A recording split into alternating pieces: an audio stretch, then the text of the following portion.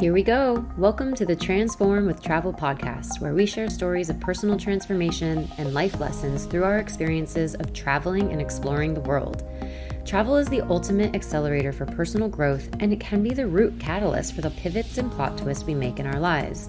I'm your host, Kelly Tolliday, and it's my mission to inspire you to live life to its fullest, travel with an open mind and heart, and let the world show you a new perspective. I'm so grateful you're here with us today, so let's dive right in. Happy exploring. Welcome to the Transform with Travel podcast. I'm so excited to have a very, very, very special guest here with me today, Canden Arciniega. And for those who don't know her maiden name, it is Schwantes, which happens to be my maiden name, which means we're cousins. Special family day today. So Canden here, she is a historian and tour guide in Washington, D.C. with 4 published books about the city. She has written for HuffPost Travel and has been featured in Washington Post and numerous other D.C. papers. She's been interviewed by the BBC, NPR, Travel Channel, and Discovery Family Channel. So cool.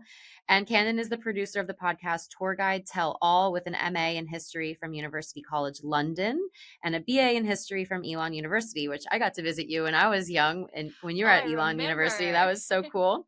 You've led tours in DC for over 10 years, and you currently reside in DC, but you've lived in London and South Korea. You've traveled to 28 countries and every US state except Hawaii.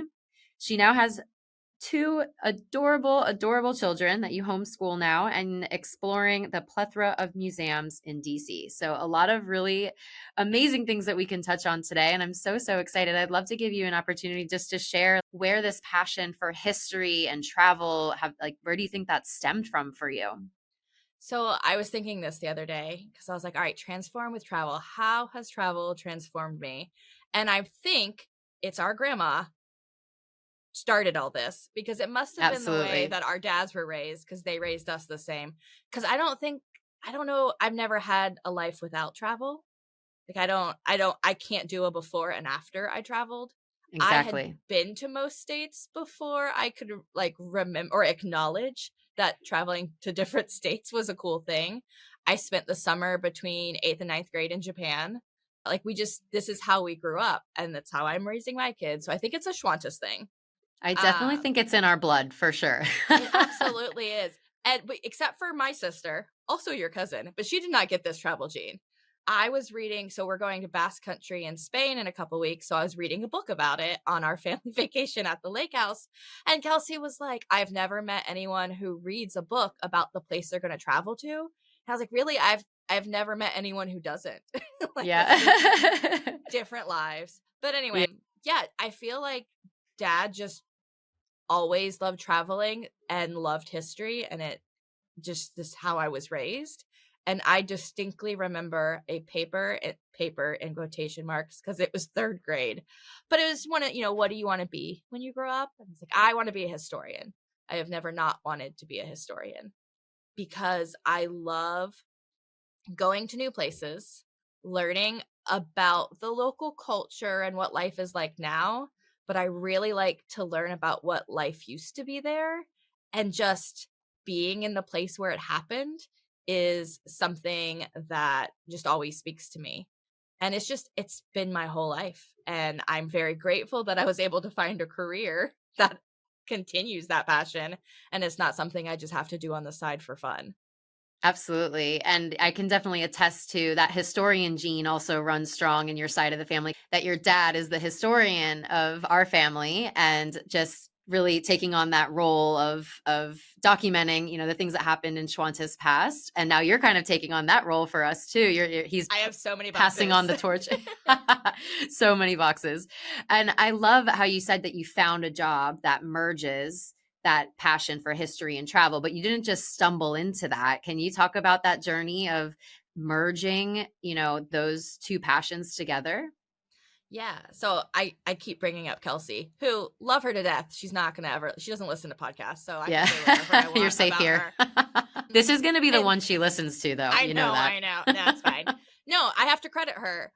So I was living in London. I went to graduate school at UCL, and the family came to visit. Reluctantly, Dad did not want to come. Dad loves to travel, does not like cities. But I distinctly remember we were walking on the Thames and I said some fun fact. It was like, oh, did you know that this is 215 miles long? And Kelsey just rolled her eyes and she's like, why are you always a tour guide? And I was like, oh, I am always a tour guide. And it just kind of put that little kernel into my mind, because that is how I travel. I research everything. I love to look at fun facts, and then I love to make sure everyone else knows about them. And our visas. Oh, so I met my husband in London. He was not my husband in London, nor is he British. He's American. But our visas expired, so we had to come back to America. And we chose to live in Washington, D.C. for a very random reason. And I was like, what am I going to do? I don't want to teach history. I'm not a sit in a classroom all day kind of person. And I was like, maybe I could be a tour guide. So I started looking into whether you could be a tour guide in Washington, D.C. as a year-long career, and not just because my experience with tour guides is backpackers in Europe who stay for a summer in Prague and lead tours occasionally. And I was like, oh, it looks like this is a thing people do in DC. There's tourism year round. It's something you can make a living with. So I started as a tour guide with a company. I was part-time. I enjoyed it. The company was run by lovely people, but men in their 30s. And I was like, y'all are doing some of this wrong.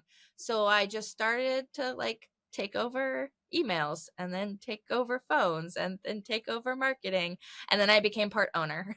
And then we expanded. We went to New York, and then LA and Chicago, New Orleans, and then we expanded abroad to London. And now we are in something like 84 cities. And I was kind of like, well, I'm going to go to Nashville. Should I write some Nashville tours? Yeah. So every time I travel to a new place, I kind of make it a part of the company, and then we start to expand there. So I actually wrote the first 3 New Orleans tours before we ever went there, just because I was like, well, I'm going to New Orleans for a wedding. Why don't we set up tours in New Orleans? So I was able to kind of combine my love of researching random places and just start spreading the word on the internet. And that's how the company was formed. How cool. And so you get to travel for work. Like when you go to a new place, you get to really bridge that gap and say, okay, I'm doing this research anyways. I might as well create the tour. Right. And so when you're expanding in new cities, like all over the world, how does that work in terms of getting new tour guides? Is it just recruiting people in, or do you have people that you send over there? How does that work? It is very case by case. So Los Angeles opened because one of our San Francisco opened because one of our DC tour guides was like, I'm moving back home to San Francisco. Do you have San Francisco tours? I was like, we don't. Would you like to do it? So he set up San Francisco by foot. LA happened because the Chicago tour guide moved to LA. So sometimes we have an already established relationship with someone we know is capable and knowledgeable and good moving to a new city, and they're able to kind of create things from scratch. Sometimes we find a company that already exists. So a lot of our European cities are partnerships with other companies that exist for giving the tours. And our purpose is more of the travel content and the research and the SEO and getting people to our website, and then they find this partner tour company through our website. So it really depends on kind of what exists already. We're all about locals leading tours, or not. I mean, I'm not from DC originally, so not that kind of local, but people who've at least lived there for a year or two and have been able to really experience the city before they start leading tours. Yeah, absolutely. Almost like being like a stakeholder of the city, like having a passion for it and truly wanting to share the education and the history and all that.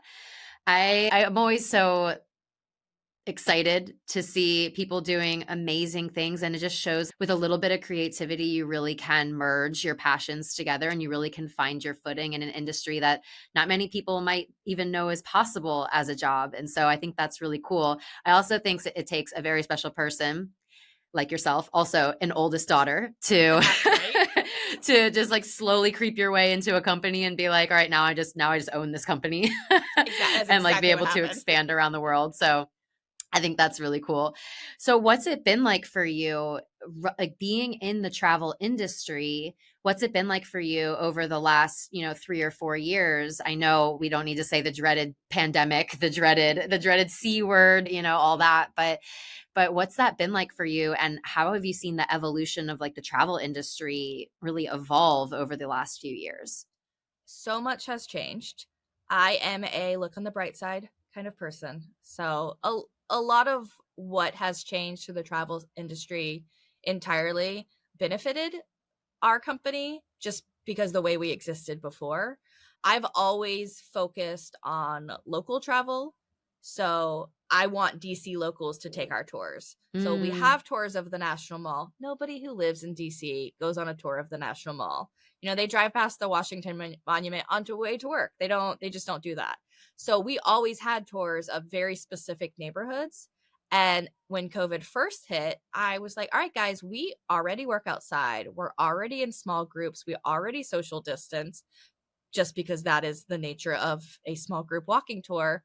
Let's get local residents of DC to book our tours. We already have the knowledge because we've already done this. And we did this in every city. So when people stopped traveling, we were like, tour your own city. yeah. So that really helped us. And we didn't have to pivot. Everyone talks about pivoting. We Yeah. didn't really have to pivot because this is what we already did. And then I've always been someone who plans ahead. I mean, I have color coded itineraries and map. This is a Jay Schwantes thing. Yes, for sure. But my husband Manny does not do that. This is not how he travels. He just likes to show up and see what happens. Drives me crazy, but once I met him, I learned that, this is how some people travel. So I've incorporated that into the company. You can book a tour the same day. So when people started traveling again a couple year or two ago, it was all last minute. People were like, all right, I don't know if I'm going to be able to travel in 3 months, so I'm not going to book a tour now. I'll see Mm, what's available when I show up. But because Manny has taught me that people travel like this sometimes, our company always allowed people to book last minute. And that has continued. People are still last minute bookers. It drives me crazy from a personal standpoint because I don't yeah. understand how you could travel like that. But it's not something we really had to change because we've already done it. I would say the biggest shift I've seen is the kind of the need for flexibility from a Mm, provider's standpoint. Flexible cancellation policies, rescheduling, just understanding that things come up. We've tweaked our rescheduling and cancellation policies with COVID, knowing that that is what people need. But for the most part, because we operated in a way that worked with people's mentality during COVID, we saw an increase in bookings. We saw an increase of people coming to us because we're like, hey, we're super experienced in this local tourism because we've done it for a decade. But yeah, yeah. Super cool. I never really thought about how much it's changed in terms of the flexibility aspect. So obviously during the pandemic, we expected brands to understand flexibility, and now we're just continuing to demand that like now it's just part of the travel culture. Like you have to provide flexible scheduling options, and we're even seeing that in the retreat business. People are waiting 2 weeks even to book a retreat, 4 hours away or 6 hour flight away. People are just not wanting to fully commit. And I think that's that kind of change that we're seeing in that travel industry is needing that flexibility. And if you're not willing to adapt to that, then you're going to start losing that foothold, really. I think that's a really interesting observation. So you mentioned that you lived in London and you met Manny, your husband there. Can you talk a little bit about what brought you to London in the first place and what that journey was like? Really, that was your first foray living overseas, correct? we'll start at the beginning. Yeah, start at Okay. the top. Yeah. So Elon has a really great study abroad program. And they also have a really good teaching program. And I was an education major. I never finished it because they required me to student teach. And I was like, I've already decided that I don't want to be a teacher. I'm not Right. going to do this. But my best friend, my college roommate, was part of a program that requires you to study abroad in London the spring semester of your sophomore year. Wow. Because I was an education major, like all of my friends were going to go to London. And I was like, well, I'll go too. Yeah. So it Yeah. was just like, I want to study abroad. I don't actually speak any other languages. London sounds fun. Why not? It was my first time in London, and I stepped off the plane, and London has this smell.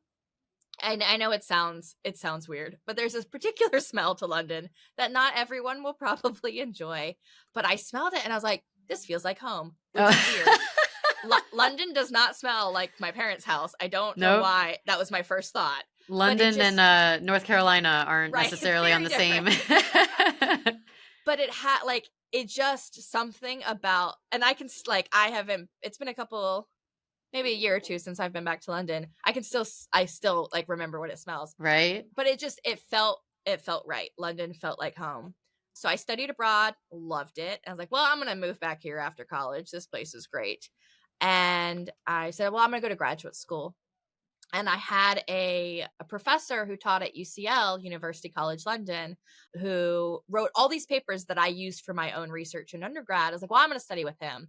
And me being me, I just emailed him and I was like, I would like to study with you. How do I make this happen? He's like, well, you have to go to UCL. And I was like, okay, I'll do that. Not knowing that UCL is a very hard school to get into. So I applied. I argued with them for many times to make sure that they let me in. I'm very persistent. Tenacious, yeah. Tenacious is a much better word. So I got in. I was like, all right, well, I want to go to London to live before graduate school starts, make some money. So I got a BUNAC visa, which doesn't exist anymore, I've discovered, which is such a shame. So I got to live for 6 months. I was able to work under this visa. And at the end of the 6 months, I had $0 negative amount of money. I was like, I can't afford graduate school right now because I can't afford life right now. I am a big believer in 3 signs. If the world and universe gives me 3 signs, I do it. And 3 signs showed up for me to move to South Korea. So I left London and moved to South Korea to get a teaching English job, which I highly recommend. I loved it. Yeah. It was Where were you? So I lived. It was called Bundang. It's a suburb of Seoul. Okay. Very, very wealthy suburb. So I was set. I had a very nice life. I loved everything about South Korea.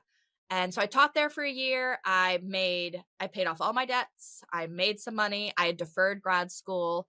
And then when a year went up in South Korea, I was like, all right, I'm going to go back to North Carolina, get my life together. And then I'll go back to move to London for grad school a couple weeks before the semester starts. While I was in North Carolina, I was looking for places to stay. And I had 2 options. I applied to be a resident assistant at this international student hall. And I just found an apartment on Gumtree, which is like the British equivalent of Craigslist. Yep. We do Gumtree in Australia too. Oh, yep. I love it. It's so great. Yeah. And I did not get the RA job. So I was like, all right, I'm going to go stay in this whatever flat. So this was at a time where we were still kind of high speed, constant internet access, not a thing yet. So I was going to fax the lease over to the flat in London. And in order to do that, I was going to have to turn off the internet so I could fax the lease. And I was like, well, I'm going to check my email real quick. And I did that. And I had an email from the RA job saying, wait, the other person can't do it. Would you like this job? Oh, wow. And this is it. They gave you a travel card, a free place to stay in Chelsea, no less. A very nice neighborhood. Wow. Hugh Grant was my next door neighbor. And I was like, yeah, I absolutely want this free place to stay. So I was like, did not fax the lease over, just ripped it up and accepted this job. And that is where I met Manny. He was also an RA at the same res hall. And so if I had not checked my email, I would have not ever, I mean, I feel like I would have met Manny at some point. But yeah, it's just so crazy how like the revolving door, like how just you have moments in your life where you're like, and you can look back and be like, that was the deciding moment. Like when I decided to just check one more time or just say yes to this one opportunity. It's so cool. So then you live in London, you do your grad program, you and Manny start dating in London. No, that's a whole nother story. It's a whole nother story. He had a girlfriend of 9 years when we met. Oh, I did Lord. not steal him. They broke up first. We were best friends. And then finally we realized that we were in love and we told everybody and they're all like, yeah, duh. Like we A didn't see it, little but a little a London everyone else fairy did. tale. I love Yeah. it. So we did not start dating till we moved back to the States. Gotcha. Okay, awesome. And so you've talked about moving back and forth, London, South Korea, home, like you're kind of all over the place. What was it like for you kind of really understanding your own process of processing culture shock or processing how different countries did it differently? It was interesting. I never felt much of a culture shock in the UK. And Mhm. I like to believe in past lives. I don't know. It just sounds something that I would like to be true. Yeah. So in that vein, I like to think that at some point I had lived in London. So that's why I was like, oh, you're home. There is quite a bit different between the UK and the States. There really is. It's almost But like delayed culture shock. I always say, like, when you go to Australia, you think everything's the same, and but when you're really there for an extended period of time, it's like almost like a delayed culture shock where you're like, "Whoa, actually things are really different than you yeah, would expect." Yeah. it was interesting. I lost my southern accent very quickly. Yes. Though I still say y'all as a good word. I'm Yeah. okay with it. It's a staple Uh in your vocabulary. Yes, it's just it's gender inclusive, so I feel like more people should use it. Yeah, as soon as people first of all, everyone heard my southern accent and assumed I was from Texas, which was Yep. very It's the offensive, and only option. It's the George only Bush was option. president. George Yep. W. Bush was president at the time, so they were like, "Oh, Bush." And I was like, "No, not even." But I realized when I went to school in the UK later, I think Obama was president at this point, when my southern accent, everyone thought I was not intelligent, and that drove me crazy. And I still do not agree with that statement. Yeah. But I assimilated, I guess, and lost a lot of that to help me feel better. I would say I had more of a culture shock coming back to America than Right. I did when I lived in the UK or South Korea. South Korea is very Americanized. Obviously, they speak Korean there, but everything's written in English. Most people speak English. Their grammar is better than mine. So they're really, other than having to learn the Korean alphabet, I didn't have to change much of my life over there. But when I came back to the States, so much had changed. Mm. The whole social media, everyone has smartphone. I did not get a smartphone until I moved abroad. So there were not smartphones yet when I lived in the States. But when I came back, everyone had smartphones, everyone had social media. There was so much culturally that I had missed out. I remember a conversation. I got a Snuggie and Snooky, the person from Jersey Shore, which I've still never seen, but I know who she is now. I got those mixed up. And I was referring to a Snuggie as a Snooky, and everyone's like, "What on earth are you talking about?" Oh my But god, that's so much had hysterical. changed. Yeah, I wasn't gone that long, but so much, like, it was like a very seismic culture shift while I was away. And I came Mm. back and I was like, "I'm sorry, we're doing what now? What is happening?" So it just and there are still things that I much prefer about the UK that I wish would happen in America. Okay, there's a lot of things Yeah. that I wish would happen here, but like little things like the quarter in the grocery cart. I Mhm. like that. I mean the Aldi here does it now, but I wish more places did that. Waiting in line properly Yep. drives me Queuing crazy. queuing up. Queuing. I Yeah. don't understand why we cannot do it here. But it and I think having access to the internet because social media was starting to happen while I was abroad, just in a kind of a different way, it helped. I had constant access to home. I had a international calling plan on my cell phone. I talk to my mom every day, which I still do. She'll listen to this. Hi, mom. Aw. And then so it I don't feel like the culture shock at the places that I lived was really that hard enough that I had to figure out a way to deal with it. Yeah, I actually really agree with that.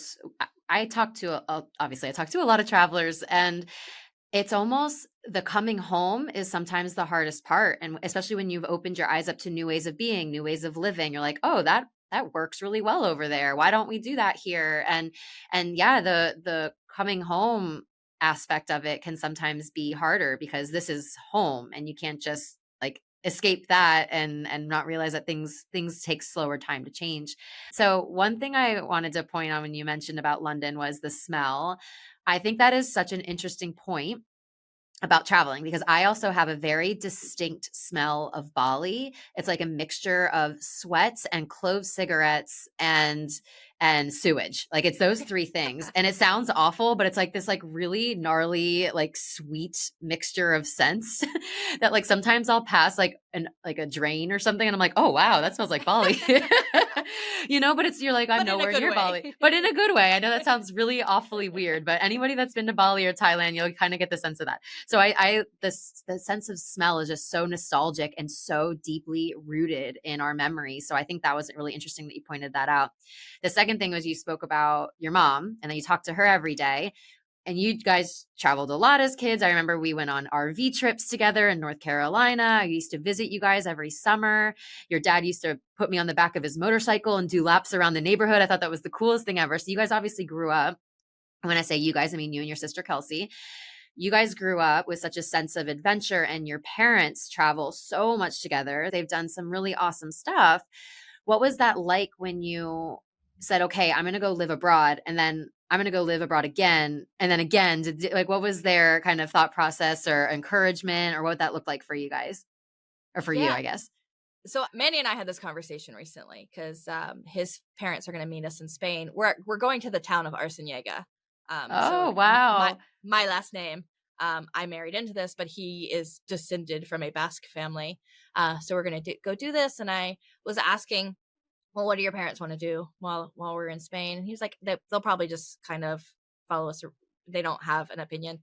And I was like, that's so weird to me Yeah. because my family.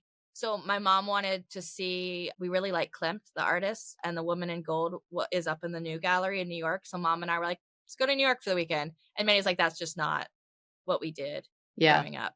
So when he had his conversation with his parents about moving abroad, it was a huge thing. And Right. I don't remember my conversation because I don't think my parents were even remotely surprised. Yeah.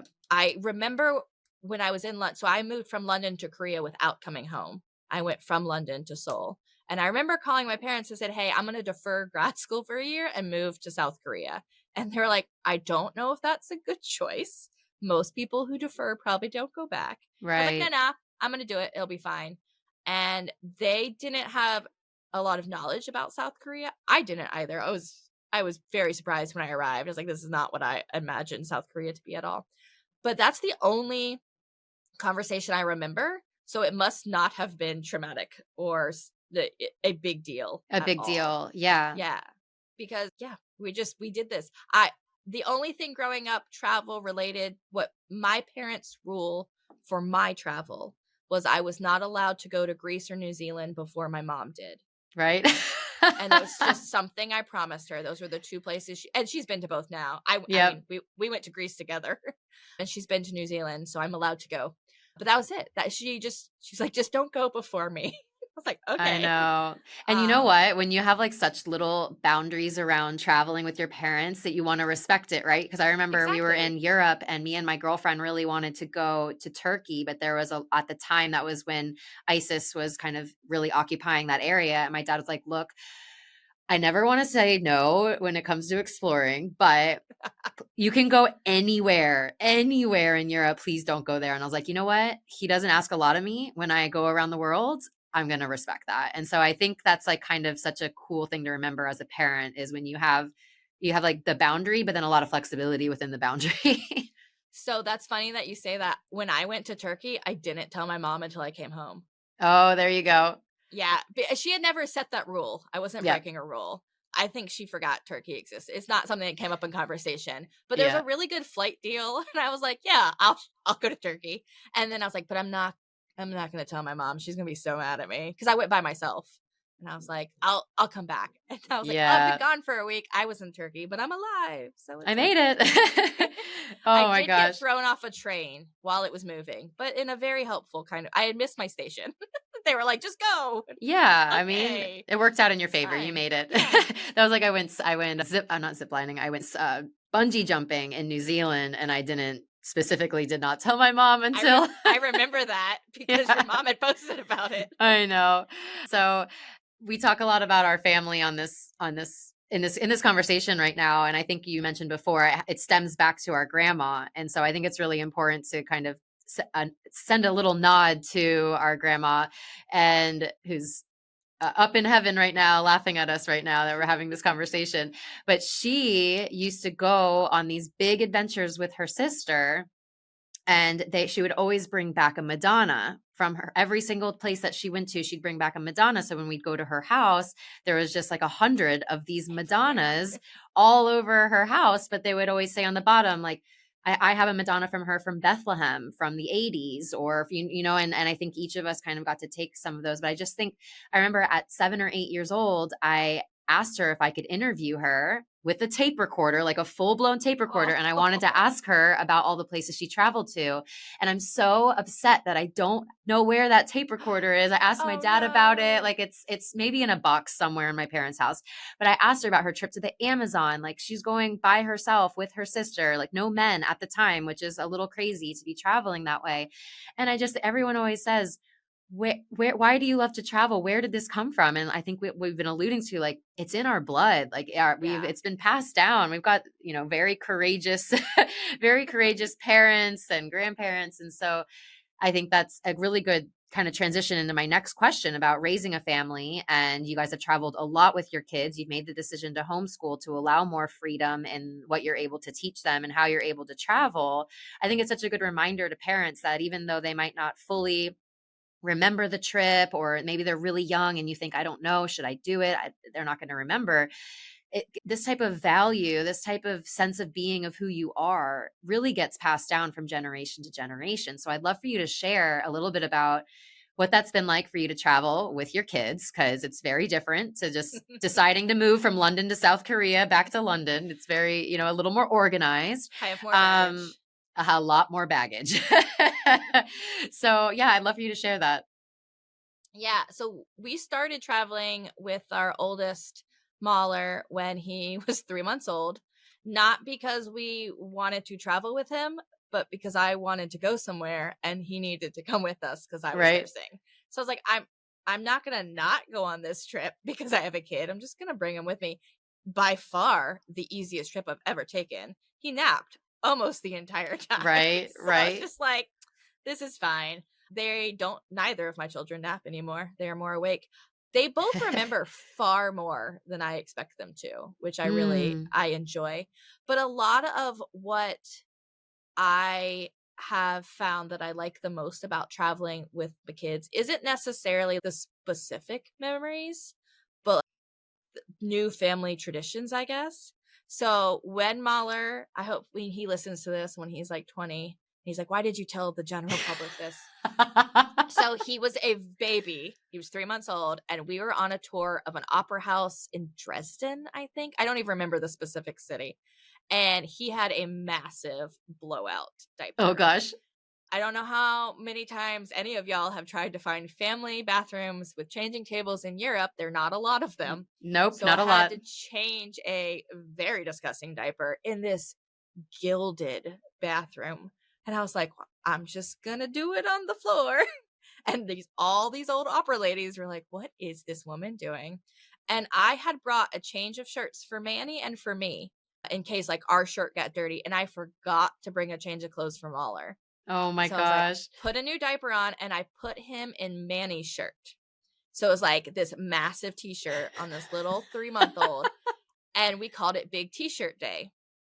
And he just spent the day in a big t-shirt. Big T-shirt Day is still something we do in our family, where we just kind of lounge around in big t-shirts and no pants and just hang out at home. And that's just Big T-shirt Day is something that our family That's does. so And it all cute. started because I forgot to wear or to pack a change of clothes for him, and he had an incident. Again, he was a baby. This happens. And when we were in Paris, he was 18 months old and stopped at every stoop to sit on every single. It took us Oh my gosh. hours because he He's so really cute. likes. He is. I mean, I'm biased, but this child is adorable. And he stopped at and that's still like, we make this joke whenever we see a cool doorway. We're like, Mahler, sit on the stoop. This is something that you liked doing. He's like, okay, whatever, I'll do it. He's getting too old for our shenanigans. Too cool for the stoop now? He's too cool for the stoop. But yeah, we like taking them places to experience new things, and mostly for them to understand just the greater world. I feel like travel makes you more empathetic. Mahler Mhm. has now he's into Minecraft, which at first I was like, "Oh my god, a video game. Minecraft's amazing. I love it. I'm obsessed with it." But he plays Minecraft with like a friend in Dubai, his cousin in North Carolina. So like he plays with people now that like we know from our travels he can stay connected with them. And it's fun to hear him talk about like how the way different things are for their family. He's always amazed. He wakes up to play Minecraft with Henry in Dubai, and Henry is getting home from school. He's like, "What?" So it really gives him just a better understanding of life in general. He missed his first day of kindergarten because we were in Scotland. He missed his last day of kindergarten because we were in Texas. And that is what made us realize that public school is obviously not. It's not fair to the teacher and the other class. We just kept not going because we're like, well, we're gonna go do this instead. Right, right. Like we'll just teach at home or teach wherever. So it fits better into our travel lifestyle. But mostly we started traveling with our kids because it's fun. It is hard, but it's way more fun. Yeah, I read a quote, and I'm gonna talk a lot about this, I think, coming up, but it was saying, "Just because something's hard doesn't mean it's bad." Right. And I really was like, "Oh, mind blown." My whole brain just exploded because I think we always shy away from something that's hard because we automatically assume that it's bad. And we talk about this a lot on the podcast as well, is parenting's hard no matter where you are. It's hard when you're home, it's hard when you're in Spain, it's hard when you're in Jamaica. Maybe it's a little more convenient when you're at home because you got all your stuff, but it's hard wherever you are. And so like let's just try to make this fun. And like you said, you didn't want to stop you weren't going to stop exploring because you wanted to see the world, and you weren't going to stop because he needed to nurse, so let's bring him along. And I think that's really cool. I love the idea of creating new traditions. That's something for me, I think, as well, that's been passed down in our family, is just things that are I also think it's an oldest daughter thing, wanting to like preserve traditions. Yes. Wanting to preserve traditions. And I think that's really cool. Is there anything that you guys do like in the airport or when you first land somewhere? Is there anything like tradition wise that you do while you travel as a family? So Mahler and I started geocaching Ooh. uh, in our neighborhood, which is something Dad and I used to do when I was a kid, and I totally forgot that not a kid. I think I was in high school, but I forgot it existed. And then I started doing it with Mahler in our neighborhood, and then we're like, we should do this while we travel, and it is fun, not just for children, to Yeah. as So a way to what explore new is places. geocaching? Caching? Geocaching? Geocaching. Okay. There's also something called letterboxing. I'm not entirely sure of the difference. So geocaching is now it's an app. It's an app. It's on the internet, and there are coordinates, and there are clues. So you kind of navigate to those coordinates, and then there are clues to help you find the specific thing at this coordinate. And they're usually very small boxes. And Mm. inside the box is a little notebook, and you write your name and your date, and you can go through and see all of the other people. How And cool. sometimes you leave something small and then take something. So like when we travel, we leave an American penny, and then we could So take cool. something. And so it's just like a neat, but it leads you to really random places. And sometimes they put them at touristy sites, so like it helps you get to a touristy location. But they're often just like in neighborhoods. There are, I think, 12 in our neighborhood, No and way. I've never even it's a heard cool. of this. Oh, it's so much fun. I'm so excited. It's You like a should do scavenger it. hunt. It is exactly like a scavenger hunt. You have to have a good GPS on your phone, or Mhm. a way to actually find coordinates. And then there's little clues. Some of them are way too hard for Mahler and I. We have not been able to figure out some of them. You can go through the comments, and like sometimes people leave extra clues. But it's a fun thing that we started doing because I just assumed it was an American thing, but it's everywhere, and it's a neat thing. Emin, my daughter, is not super into it. I don't know if Emin's got the travel exploring gene. I hope this changes. But the other day she's like, I don't want to do anything. I did something yesterday. I was like, You know what? I feel like okay. Layla, my oldest, kind of has a little bit of the same. She's like, I don't want to go to dance. I just want to be at home. And I'm like, what do you mean? Yes. Let's go to dance. Let's go meet new friends. She's like, no, I think I want to be at home. And I'm like, oh no. Right? Oh no. This is not going to, I love to do things. Yeah. And I have to drag Evan. She does like going, Oh. she likes to go to new places. So she likes to learn about the dances at new places. She's Oh, into how dancing cute. right now. So we did Kylie dancing in Scotland. We're going to a flamenco show in Spain. So, Cool. So which that's is a probably cool something way. I'd do. That's a cool way to say, okay, maybe I have a more of a homebody child, or I have a kid that maybe is overwhelmed by new experiences. It's like, okay, they're interested in this one specific thing because kids are always interested in just one specific thing and it changes every 3 months. Exactly. But say, hey, you're really into dance. Let's choose, you get to choose what kind of dance we go look at and like trying to get them involved that way. Cause a lot of people assume families who travel a lot, just their kids just like to travel. And that's not always the case. So that's a really cool creative way to get your kid involved and on board and feel like they have power in that kind of situation. I feel like Dad did that with Kelsey and I. Again, Mm, I love to travel. My parents love to travel. My parents and I love to hike. We love to be outdoors. We love history. None of these things does Kelsey enjoy. right. So we hiked to the bottom of the Grand Canyon, and then we spent 4 days in Las Vegas, where Right. Kelsey got There to you go go. shopping and lay at the pool. We like would go to New York City, and I was like, all right, but I want to do this, this, and this. But we also got to go shopping into a Broadway. There's always shopping and go to a Broadway play. So I feel like that's how I was raised too. We kind of always incorporated something that we knew Kelsey would enjoy, just in a different place. And Emin is surprisingly a lot like Kelsey. Yeah. So it's probably karma. For those of y'all who are not related to Kelly and I, Kelsey and I did not get along growing up. Kelsey and I were not very good friends. We are now. I feel But like that's sisters who are close in age, though. That tends to happen. So, yeah, we're yeah. just very different personalities. Yeah. And now that we're adults, we can handle it. But it might be karma that Emin is like my sister, as Little, just like little you. Kels. Yes, exactly. Oh my gosh. How cute. So, I normally wrap up these episodes with 4 rapid fire questions, like a little travel pop quiz. And then I just would love for you to share afterwards how people can connect with you and especially be able to go on tour with you around the world because I think that's Yeah. so cool. So, the first question is if you could only go back to one country, place, or town, where would it be and why? I feel like everyone should already know this, but it would be London Yeah. because it smells good The to London me. smell. I'll bottle No, it up and they should. I love everything about London, even the dreary gray sky. I love the museums. I love the culture. I love the food. I just like being in London. Amazing. Okay, number 2 is what's number 1 on your bucket list right now? Machu Picchu, because I'm afraid they're going to close it Oh, to yeah. tourists. So I think we're going to go to Peru next fall. Mom wants to go. I really want to do the hike, but neither my mom nor my children can. So I'll Mm, probably take the train. But I want to see it.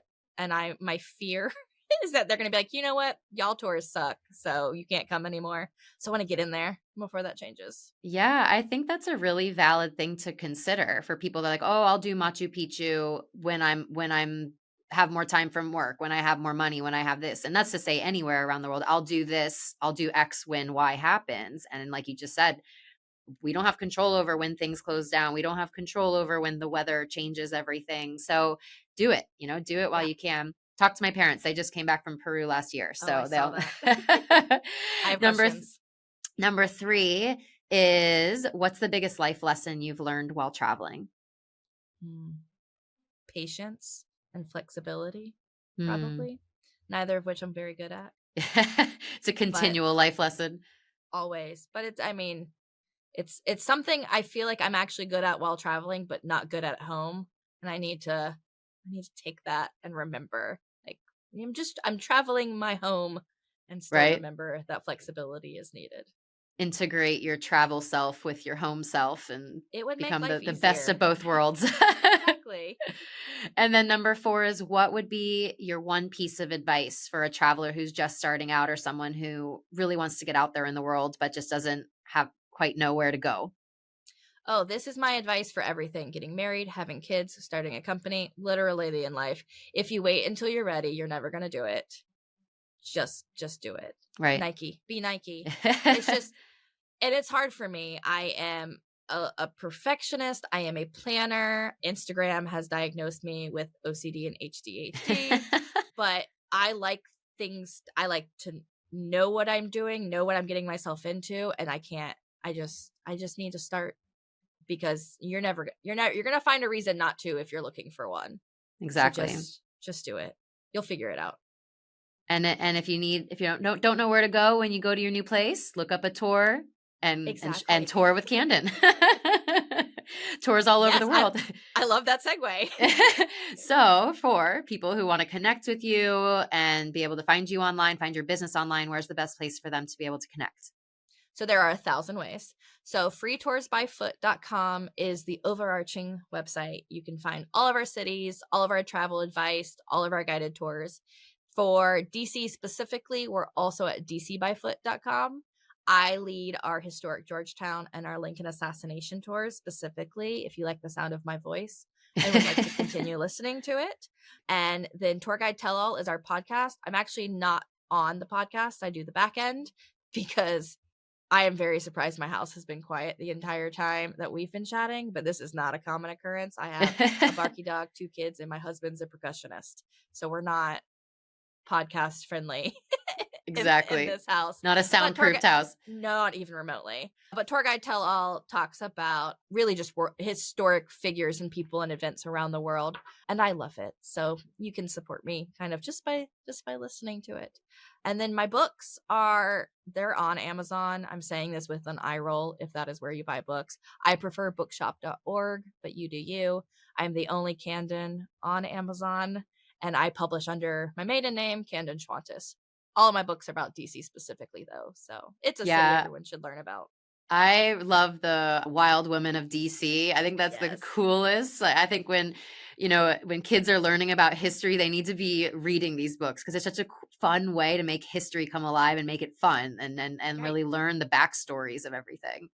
So everyone go sneaky history. Yeah. Everyone go rush to bookshop.org and go grab Canden's books. But thank you so much. I was just laughing this entire podcast.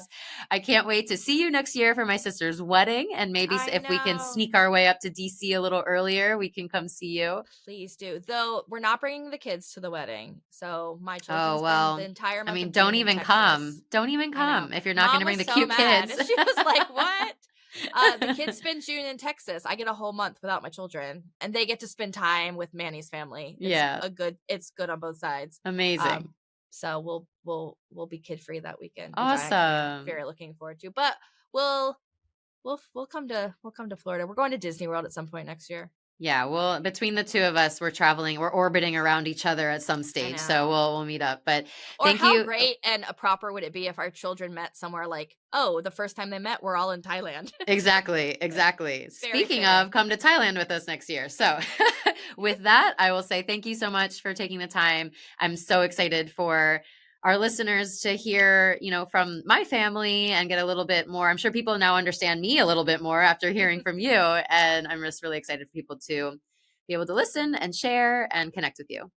Yay. Thank you. It was so much fun. Thanks for tuning in to another episode of the Transform with Travel podcast. Don't forget to hit subscribe so you never miss an episode of inspiration, adventure, and exploration. If you felt inspired by this episode, please rate and review in whatever streaming app you're listening from. This allows us to spread the word even more and continue to serve up weekly doses of adventure. As always, we'd love if you could share the episode with someone in your life who you think will benefit from this conversation. Thanks so much for listening. This is your reminder to get out there and keep on exploring.